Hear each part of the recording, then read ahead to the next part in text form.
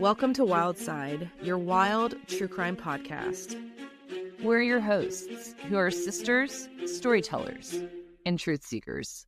I'm Bailey, a therapist who is fascinated by all weird and dark human behaviors. And I'm Chelsea, an educator here to unearth the facts behind the cases. We cover true crime because some cases are just too dark to forget, and others are too wild to ignore. We're so glad you're here, so buckle up and enjoy the ride. What up, what up, what up, what up? What's up, holla, let me holla at you, holla, holla, holla, holla, holla. Sometimes it be like that. Sometimes it be like that. Holla, but holla. I'm excited because it's Wednesday and it's a Shortcide. Shortcide, it's our favorite for many reasons. One is because they're fun, and two, they're short, so it doesn't take as much work to go into it. The bandwidth is smaller. The bandwidth. Hey, we've also got some really cool interviews coming you guys' way. We did one. It's my favorite interview. Well, they're always my favorite, but we might drop that at the beginning of the new year because you know that we kind of take a break during the holiday season. So we'll see, but we've got a couple more interviews. Next week will be interview week. And we got to interview the great, the bold, the beautiful Ann Burgess, Dr. Burgess. Yes. And if you guys don't know who that is, if you have seen Hunters, the TV series, Dr. Wendy Carr is the what, Chelsea? So Wendy Carr's character is based off of Dr. Ann. Yeah. And so we got to have a beautiful conversation with Dr. Ann, and it was just kind of surreal because she is just a staple in the criminal true crime world, if you will. Yeah, so and a pioneer. I mean, she really, truly was a pioneer for her time. She spearheaded. And the fact that she is still so full of energy and life. And she's getting like up there in age. Isn't she? Yeah, she's getting up there in age. So just inspirational all around. Yeah. Okay, so we'll be on the lookout for that for next week, and we are going to get into our short side today. And I was like, Chelsea, what theme do we want to do? And she was like, I got you, homie. And we started talking about the context of Pick Me, and I was like, why are criminals so pick me? And do you want to kind of explain that to maybe our listeners who haven't been scolded or reprimanded by current age teenagers in our slang? Yeah. Yes. So, number one, I had a conversation with a group of freshly turned, 13, 14-year-olds, just not too long ago. And the question was, what is your biggest ick, right? What is the one thing that you hate so much in a setting, whether it be a school setting or a social setting? And the number one thing that people hated across the board were the quote unquote pick-me's. Okay. And so a pick-me is pretty much, I love it. One person said, it's the person who thinks that they're winning by throwing everybody else under the bus. Oh, yeah. Yeah. Yeah. And I've heard it described because I was introduced to this term, I don't know, earlier this year, last year. And I had a client be like, oh, they're such a pick me. And I was like, I don't understand what you're saying. And they're like, it's the person who is so self-absorbed and they think that they're kind of the center of everything. Like, I'm not like other girls, And I was like, oh, so I guess it's our age equivalent of an attention whore. Correct. Which is like not a politically correct term, but whatever. It's the same thing. Correct. Yeah. Yeah. And so Chelsea and I got to talk, and I was just like, ugh, criminals are so like pick-me's, like just in general. And here's some 2 top of the pile pick-me stories for our icky pick-me criminals. Yeah. And one will be in a way that you wouldn't think right? It kind of has a surprise twist to what happens with pygmies. That's right. Okay, you guys, without further ado, I'm going to jump into my case today, and that is the selfie escape or the Antoine Massey escape. And here we go. There is something about New Orleans that feels timeless. Sure, it's humid, but there's jazz and beignets and really good food and the haunting beauty of its old streets. But in May of this year, that rhythm was broken by something that sounded more like a movie than real life, where 10 inmates escaped from one of the most expensive jails in the country. It wasn't a riot or a Hollywood-style breakout. There was no helicopters or explosions or anything like that. It was quiet, deliberate, and it was all led by a man who would turn his run for freedom into a viral social media spectacle. His name was Antoine Massey, and what makes the story so wild isn't just that he escaped, number one, but number two, while police hunted him, he did the most pick-me thing ever. So it all started on May 16th, 2025. The Orleans Justice Center, a sleek $150 million facility, suffered what officials would later call, quote, its worst security failure in modern history. Just before dawn on that morning, guards discovered 10 empty cells. Toilets had been ripped from the walls, revealing a hole that led to a tunnel. This is the most Hollywood thing. I know. The only thing that is missing is it had like a poster like hung up over it. Yeah. Like the Shawshank Redemption. Like the Shawshank Redemption poster, yeah. Yeah, and he just like gets rid of the wall stuff in his pants, and every time he goes out to the yard, he shakes out some of the wall. Right. Pants, yeah. Surveillance showed the inmates crawling out through this tunnel. Obviously, it wasn't in the tunnel, but they saw him crawling out of where the tunnel came out of, scaling a fence, and vanishing into city streets. The ringleader is 22-year-old Antoine Massey, a repeat escape artist with priors for kidnapping, assault, and car theft. Officers once called him a Houdini with bad judgment. Investigators learned the breakout was planned. I mean, obvs. Chelsea, I would be so pissed if I had to be taken out of my work and into a meeting, and they're like, okay, you guys, we just want to, give everybody an update of what we found out so far about the mass, breakout. We do know that it was planned. And it's like, this could have been sent in an email.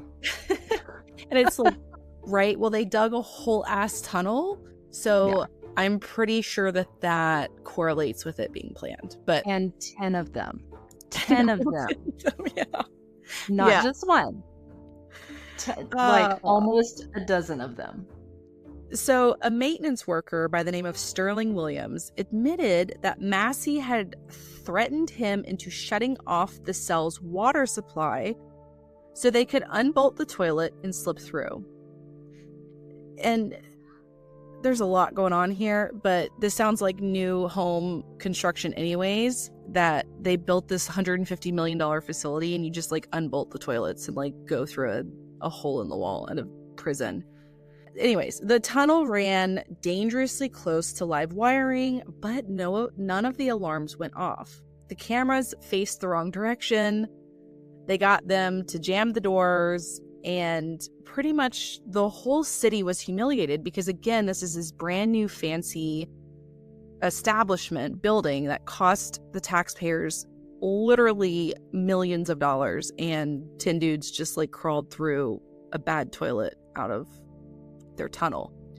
So naturally, the story exploded across local news. 10 fugitives loose from a, quote, modern jail meant to fix decades of corruption. Now, here's the thing. 8 of them were caught within just a few days. But Antoine Massey just up and vanished. That Houdini was Houdini'd. He knew the city's back streets, he knew all the abandoned houses, and he had his old contacts. So for weeks, police chased tips and doorbell cam clips, but nothing really stuck. And then, in late May, a new Instagram account appeared, and the Instagram handle was @_007Chucky. The first post showed a tattoo face staring at the camera with a caption, "I didn't break out, I was let out."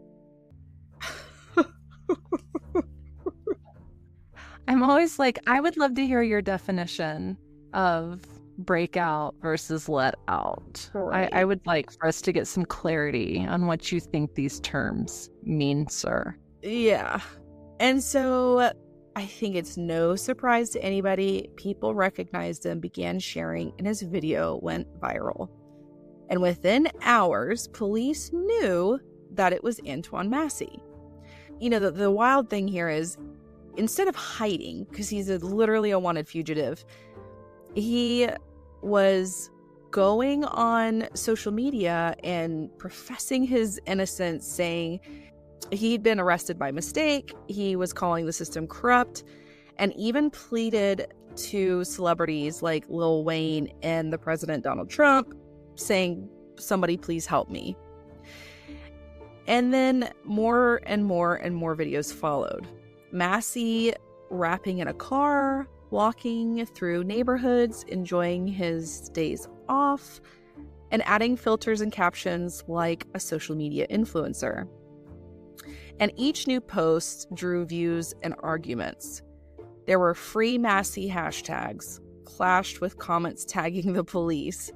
But every video was a breadcrumb, and detectives studied the reflections, the murals that he passed by, and even curtain patterns, trying to figure out like where he was going and where his locations were.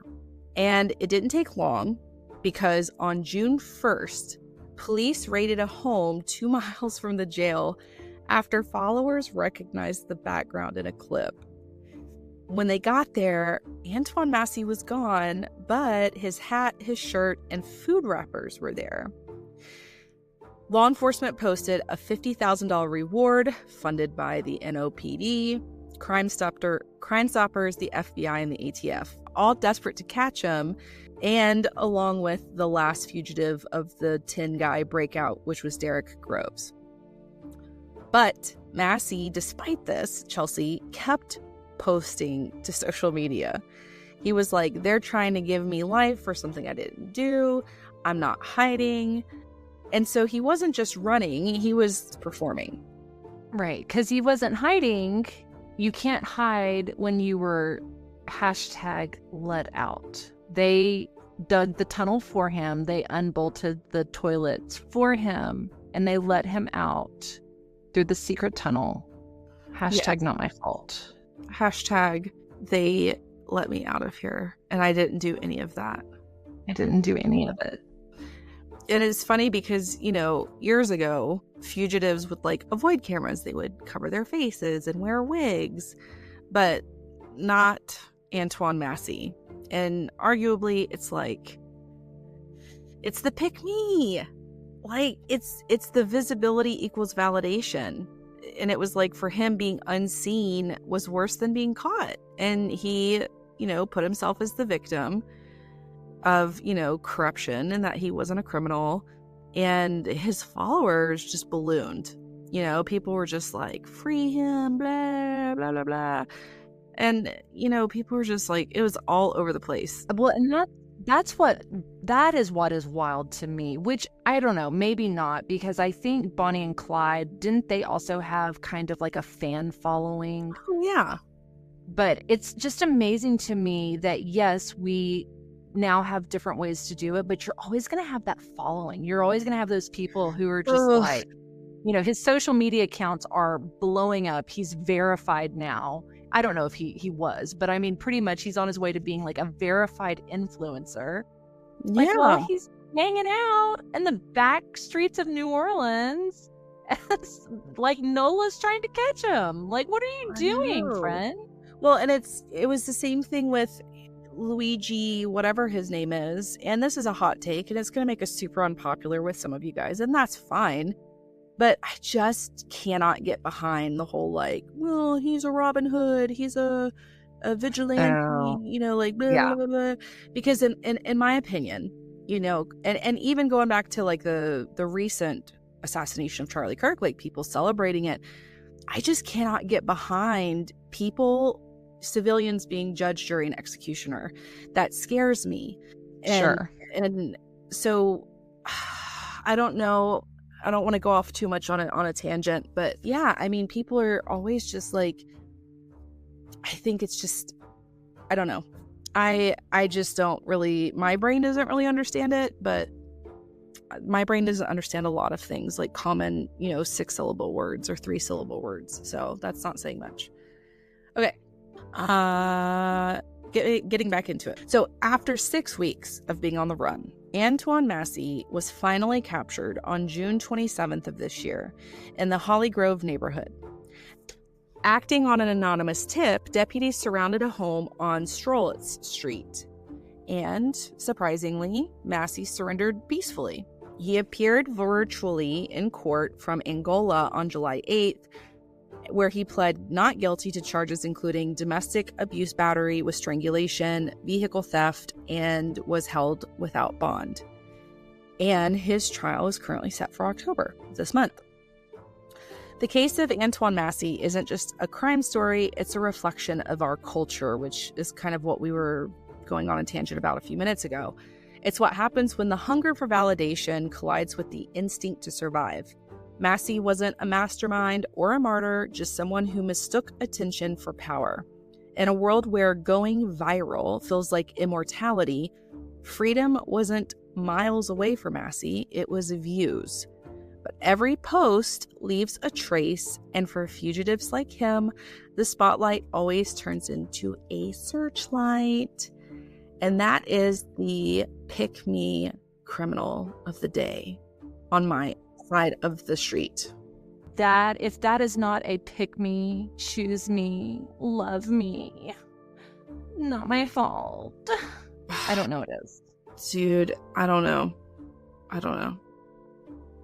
So I'm going to take us back a couple of decades. And if we want to talk about one of the biggest pick me criminals, like in the history of pick me criminals, I would have to say it's our boy Pablo Escobar, right? Oh, no. Like Colombian drug lord Pablo Escobar.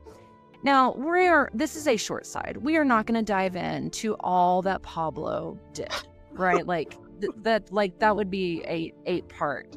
I mean, haven't they literally made like huge Netflix? Haven't they made huge?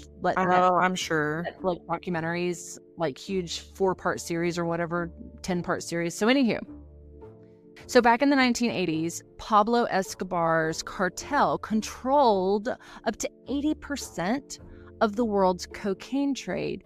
And that earned an estimated, are you ready for this? This is wild in itself, $70 million a day. Yeah, I don't understand that. My brain can't compute that. And with that kind of money, there's really nothing that Pablo couldn't buy except for maybe humility. Yeah. Right? Like and integrity. He was known to be pretty out there, pretty avant-garde, if you will. So Escobar's empire was fueled by ruthless ambition and an enormous ego, right? He didn't just want to be Colombia's most feared drug lord. He wanted to be larger than life itself. I mean, you have to have an ego to even get to that point. I mean, I hate to say it, these are one of those really weird situations where it's like, can he be studied and learned on a positive side of things? Like, can you be a good business leader? Yeah, I mean, he was a great businessman. His product was cocaine and not watches or, exercise bands. Sure. And he controlled his product through violence. Correct. Rather than and corruption. Charisma. Yes, yeah. Correct, right? But you have to give credit where credit's due. And the dude he was larger than life and had an ego to go with it.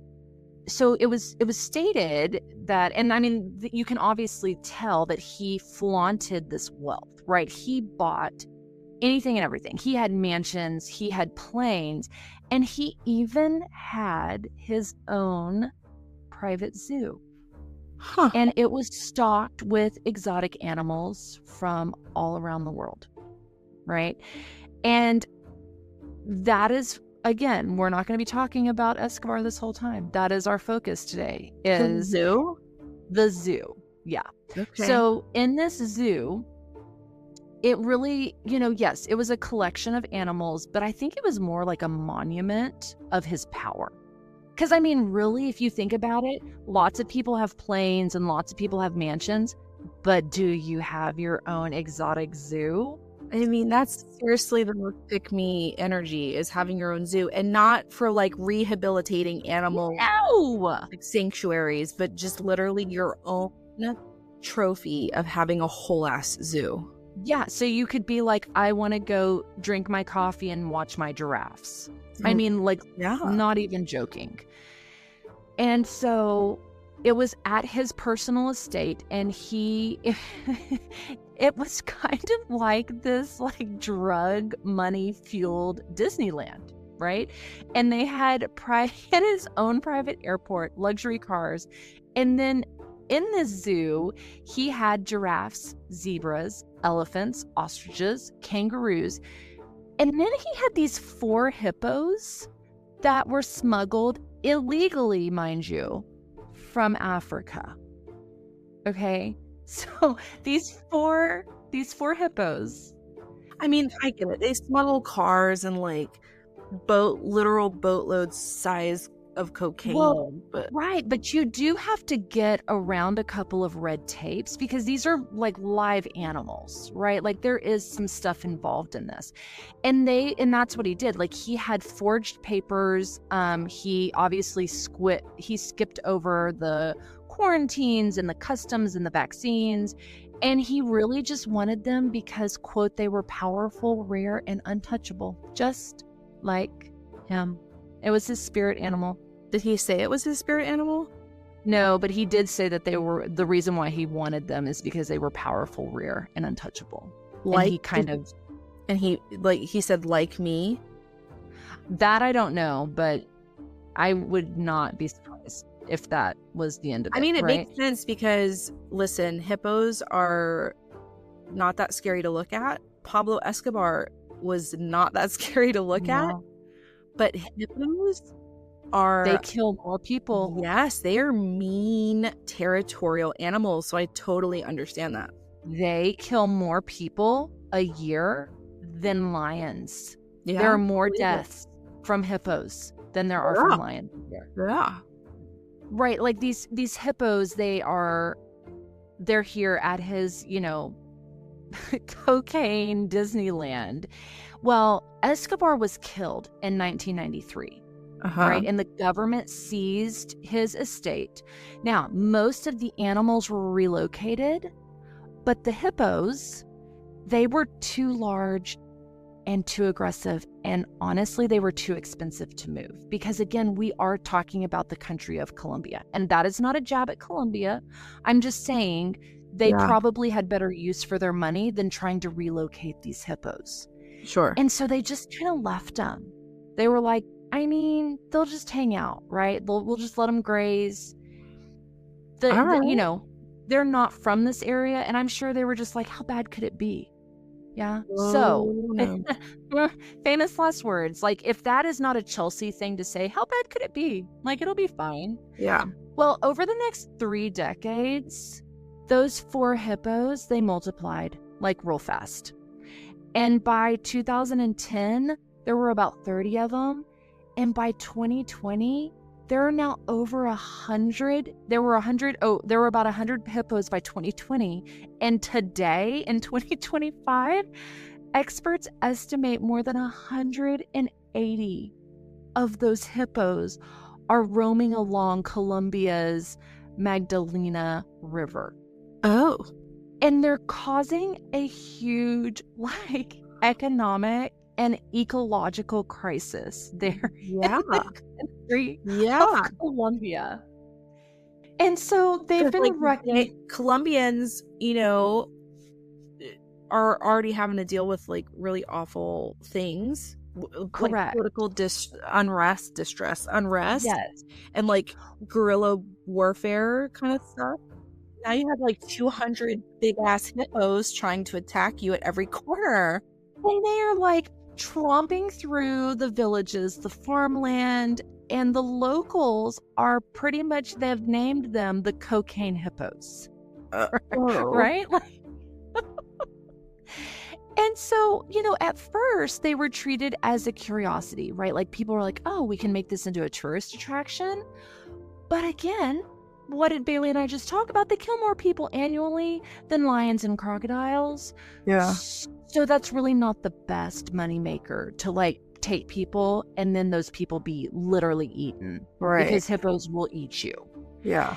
And on top of that, big hippos have big poops, and their bodily waste, right? Their poo-poos are now like poisoning, if you will. Like they are messing up the waterways, and they're getting like the algae out of whack. Like the flora and the fauna is now becoming all out of whack. It's causing these major algae blooms.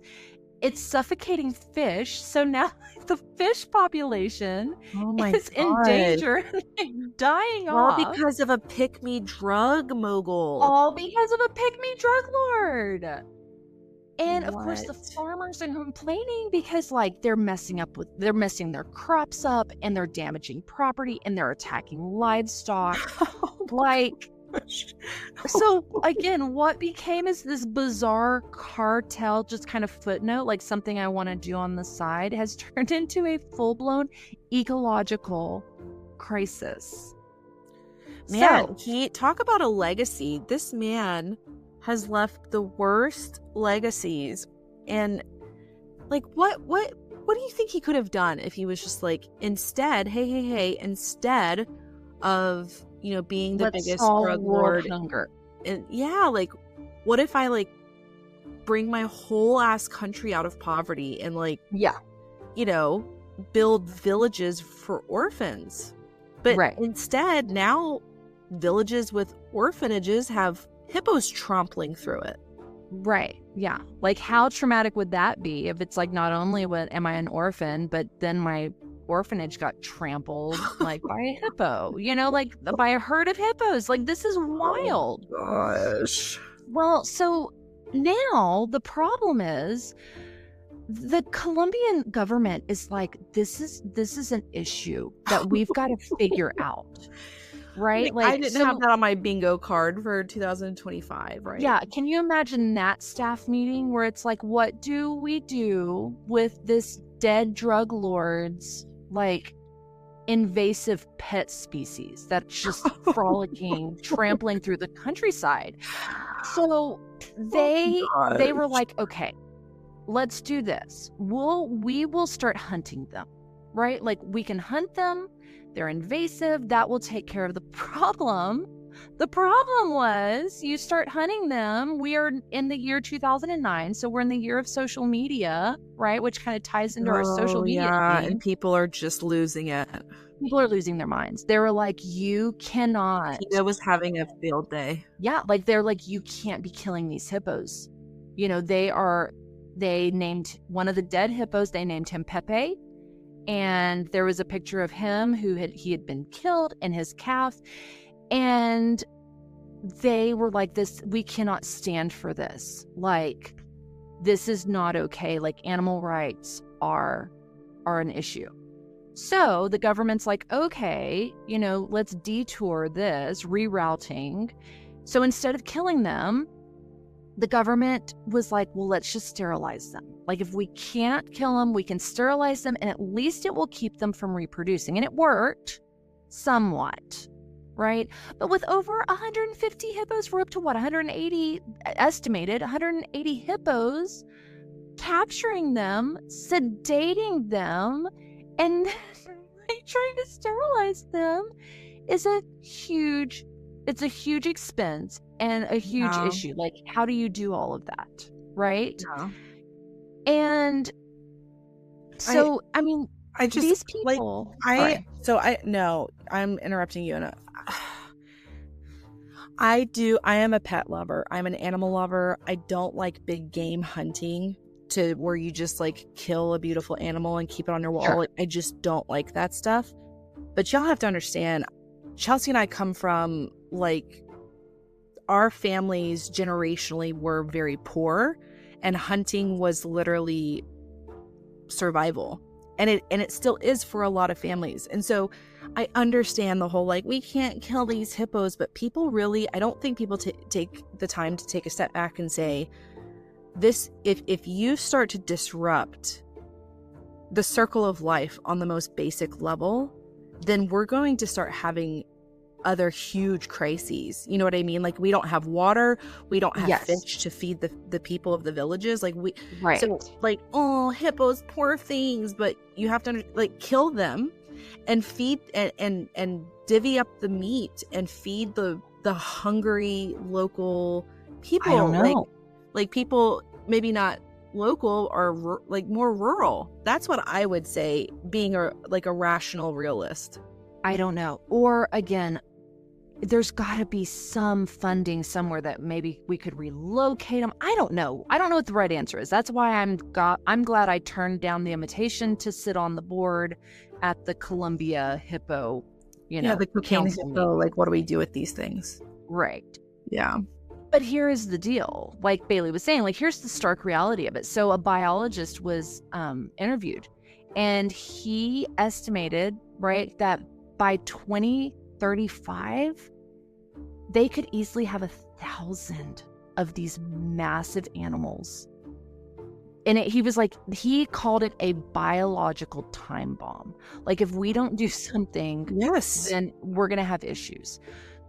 Now, that's crazy, right? And so everybody can agree that's wild. But then we started getting legal, like courtroom scenes that evolved because of this. So in 2021, the US-based Animal Legal Defense Fund filed a motion in federal court in Ohio seeking legal recognition for the hippos as quote unquote interested persons. Okay. Oh, stop. So I know. They weren't putting You're out the of touch with animals. reality. You're in Ohio. Go to Colombia. How about you interview the locals and see how they're being affected, rather than sitting in your, on your $2,000 imported couch talking about, these poor little baby hippos. Yeah. Yep. And so there was this procedural rule, and 28 UCS 1782, whatever, allowing foreign parties to collect U.S. evidence for a case abroad. So Colombian lawyers representing, listen to my words, Colombian lawyers representing the hippos wanted expert testimony for American scientists about humane sterilization methods. And the motion argued that hippos themselves were the quote-unquote applicants. And here's the deal. The court granted it. The court said, yeah, no, that's a great idea. I'll sign off on that. Where's my black like to euthanize them? Is that what you're saying? Well, to say that, like, the hippos could be the applicants. Right? The motion argued that hippos themselves were the applicants. Were the applicants to be euthanized? Well, to be researched. Oh, okay. Right? Because they wanted expert testimony from American scientists about humane sterilization methods. Okay. So for the first time in U.S. history, non-human animals were recognized as legal persons, at least for the limited purpose of requesting evidence. It didn't grant them human rights. They couldn't vote or own property, but it symbolically acknowledged their interests could be represented in court. Y'all are so wild. Let me tell you something. If we had a zombie apocalypse, do you know, We would and I'm have sorry, we would have zombie activists, zombie right activists. well, I wasn't even going that far, but you're totally right. And I'm so sorry. I'm sorry if this is going to ruffle you guys' tail feathers, but the first people that are going to kill animals for survival are humans, like are PETA. And like, and I understand that, you know, it's like not being inhumane and blah, blah, blah, blah, and I totally get that. And I'm behind all that, but y'all are being so there's so much pick me in all this. There's so much pick me in all this. Like, I love hippos. They're one of my favorite animals, and I'm not about big game hunting. I've said that. Mm-hmm. But they're an invasive species, and they are throwing off I don't know. These guys are like this. He's like cocaine. Not the ones hippos. in Africa where they're supposed to be, where they're supposed they to were be imported from. Correct. But invasive species are just they're called that for a reason, because they throw off, I don't know the right words other than the circle of life, right? Yeah. So yeah. I can't do it. I can't do it. And they obviously are spreading, right? These guys, like, their territory is spreading because they don't have, I'm sure they have natural predators in that area, but I'm sure these natural predators are not used to having, well, I don't know. I'm sure they're like jaguars or something. I don't know what's over there. I don't say that in like a disgraceful way. Yeah. No, I was just saying like what there. I don't think that there is really anything. Maybe an anaconda, maybe. That's true. I mean, I don't know. Jaguars and even the big cats, I don't think could even get over on a hippo. Lions, I don't eaten by hippos. Yeah, that's true. So again, it's obviously it's an issue. Well, and in 2024, there were fishermen accounts that were saying that these hippos are now like charging them, right? Yeah, they're charging the boats. They're territorial. They're blocking waterways. And so scientists, they launched this sterilization program using contraceptive darts, but just kind of like with the whole Massey case, you have a split jury, if you will, of the people who are involved in this. Some people are like, hey, it brings some tourism here, which is good for our economy. And then you have other people who are like, they are ruining my property. So what do you do? Yes, okay, tourism is good for economies. I understand that. But if you start ruining ways of life and literal routes of survival for people, then what people are going to come and tour it to see hippos? They can go to Africa and do that. Like, you know what I mean? I know. Yeah, no, I know. Well, and what's so funny is if you think about it, like Escobar really kind of like, he really caused so much turmoil and chaos while he was alive, right? With his cocaine, his drug cartel empire. And so he dies and it's like, oh, thank goodness that chapter is put to rest. But now it's almost like his hippos are like his biological heirs, and they're causing an equal amount of now, ecological chaos. And I'm sure economical too in those areas. And you know what? I just can't.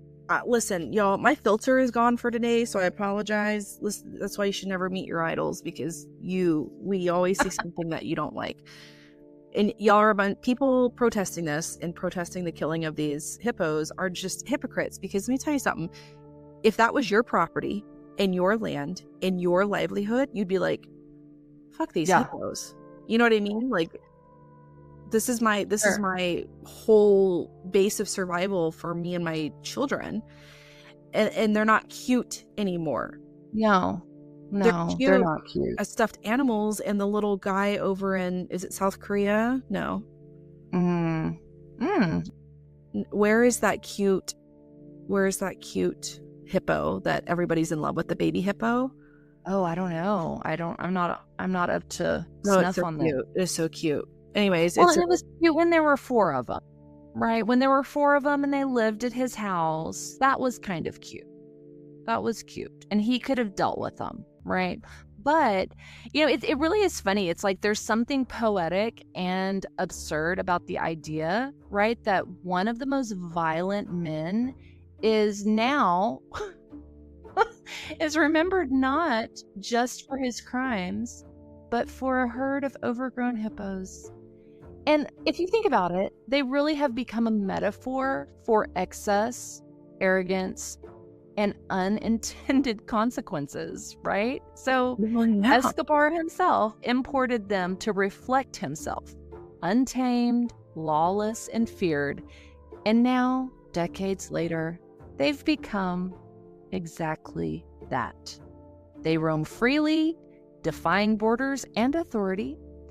Only now, instead of smuggling drugs, they're spreading genes and chaos and probably fatalities from biting your lower half off in the Colombia rivers. And they're this semi-wild, semi-protected, but entirely out of place. And that's the cocaine hippos. And that's the cocaine hippos. And that's what happens when you and your pick-me self I cannot. are like, guess what I'm gonna get? I'm gonna get some hippos and like ruin the economy for another 30 years. This might be for another 30 more. Like, who knows how long it's gonna take before this stops. I don't know, man. I don't know. So, wow, right. That's the wildest thing I've heard. And let us know. Are y'all pro hippo or are you pro getting rid of the hippos? I would be curious. I want to hear the uproar. You're inhuman. Yeah, there's gotta be a solution to this. Gotta be. So, all right. Well, that's it. That's the short side on the wild side. And as always, you guys, thanks for hanging out with us through this wild and crazy short side. And we'll catch you on the wild side. Bye, guys. Later, Gators.